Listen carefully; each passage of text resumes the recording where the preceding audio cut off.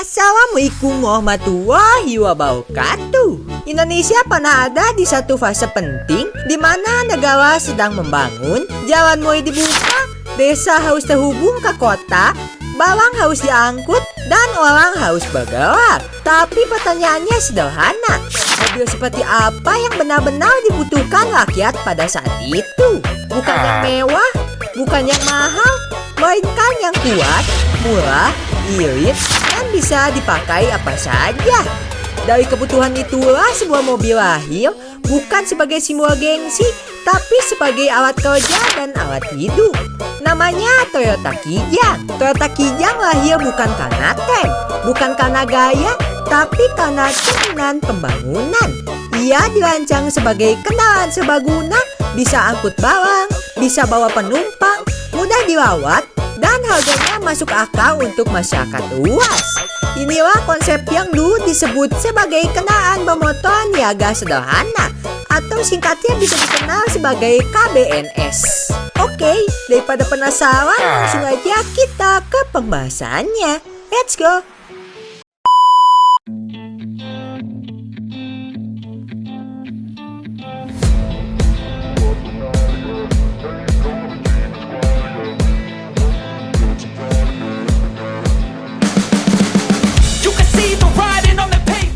Pada pertengahan tahun 1970-an, Indonesia menghadapi kenyataan besar. Transportasi adalah kunci pembangunan.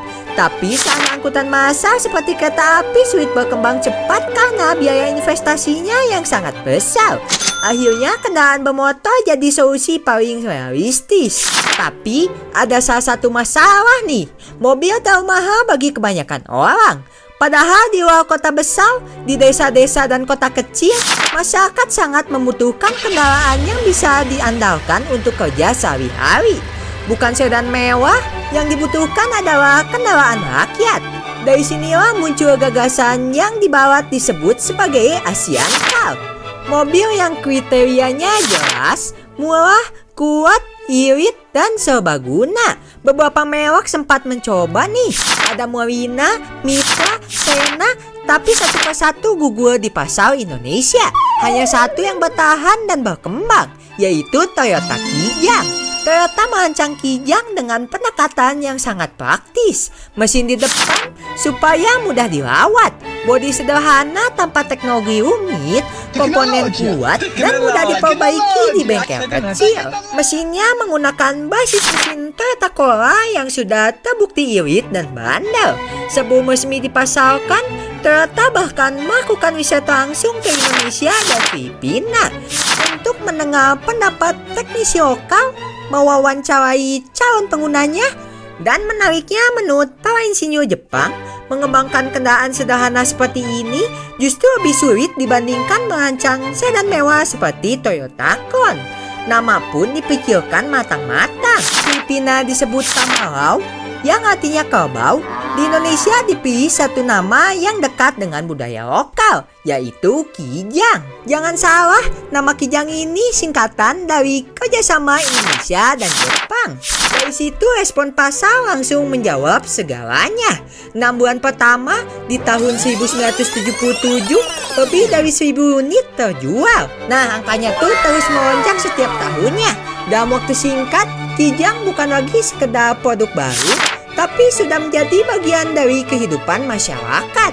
Sebagian besar Kijang dipakai untuk usaha, sebagai angkutan penumpang, angkut hasil pertanian, angkut barang industri kecil. Sisanya dipakai sebagai mobil keluarga, ambulan, patroli, sampai mobil derek. Di kota seperti Palembang, Kijang bahkan mengubah wajah ekonomi lokal. Ratusan bengkel karoseri rumahan tumbuh, ribuan tenaga kerja terserap.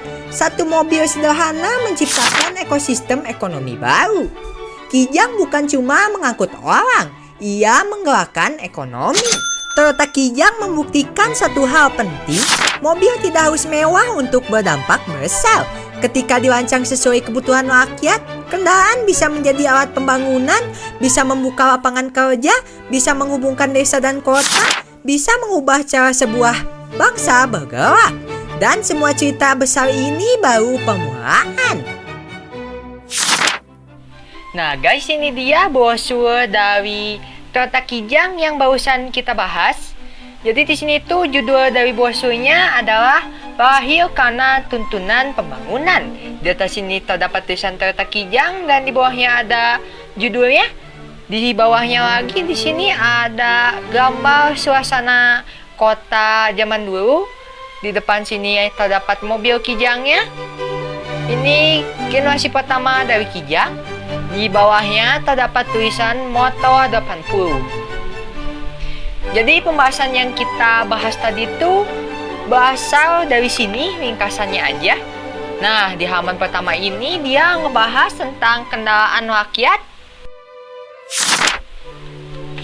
Di halaman selanjutnya juga terdapat survei dari Toyota Kijang pada saat itu. Di sini ada hasil survei dari TAM sebesar 45,69% itu sebagai angkutan penumpang umum, 13,30% sebagai kendaraan keluarga, 9,03% sebagai pemakaian khusus, dan 31,98% sebagai sarana usaha. Ini dia digunakan sebagai polisi. Ini mobil angkutan. Ini untuk jadi pick up ya guys. Di bawahnya juga masih sama polisi. Dan ini juga dijelasin siapa saja pemakai dari Kijang. Di halaman selanjutnya juga masih ngebahas mengenai survei penggunaan Kijang. Hasil survei TAM, angkutan umum penumpang 32%, 21,5%. Ini ada pick up, bis mini, pick up beratap, stasiun wagon, box, sama double cabin. Dengan diagram batang seperti ini. Langsung ke halaman selanjutnya. Di sini dijelasin mengenai bengkel Kijang di Palembang. Barusan kita sudah bahas versi singkatnya dari sini. Jadi dia menyerap tenaga kerja pada saat itu. Oh iya, ini dia ada perkembangan penjualan Kijang. Dari 1000 unit, terus begitu di sini bisa dilihat aja sumbernya TAM. Dan di halaman terakhir ini terdapat kelengkapan dari mobil Toyota Kijang. Yang generasi pertama, di sini ada spion, lampu belakang, lampu rem, sen mundur, wiper dan semacamnya. Dijelaskan di sini. Dan di bagian paling belakang itu membahas mengenai spesifikasi lengkap dari Toyota Kijang generasi pertama. Oke, segitu aja mengenai pembahasan dari brosur ini, Lahir Karena Tuntunan Pembangunan. Langsung saja kita ke penutup dari videonya. Sekian aja mengenai isi dari salah satu ringkasan brosur jadwal Toyota Kijang yang judulnya Lahir Karena Tuntunan Pembangunan. Di part selanjutnya kita bakalan bahas brosur lainnya mengenai Toyota Kijang ini. Masih banyak cerita lain yang seru buat dibahas, mulai dari sejarahnya, karoserinya, sampai bagian teknisnya. Gimana menurut kalian? Terima kasih yang sudah menonton. Mohon maaf apabila ada salah kata dan kekurangan. Semoga dapat bermanfaat. Wassalamualaikum warahmatullahi wabarakatuh. Dadah.